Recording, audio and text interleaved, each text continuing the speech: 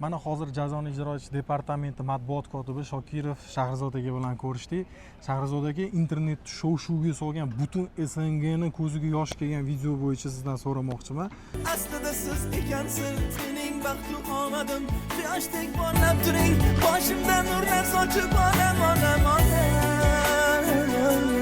Mehribonim onam, beazorim onam.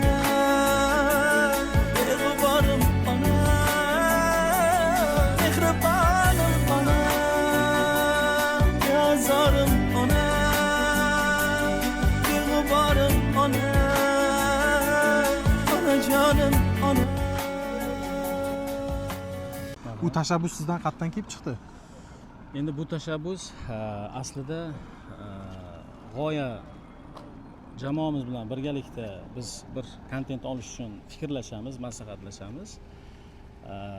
Rahbariyatimizga taklif kiritamiz va rahbariyatimiz bu narsani ma'qulladilar va shu kontentni biz tayyorladik.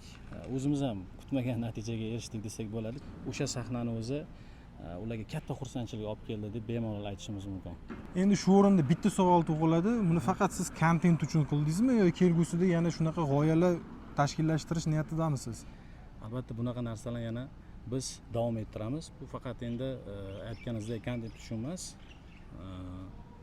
inson qadrini yuksaltirish niyatda maqsad qilib qo'yib, doim bunaqa narsalarni rivojlantiramiz.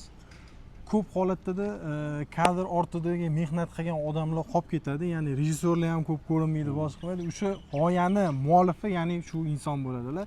Shahrizod Shokirov, Jazoni ijro etish departamenti matbuot kotibi.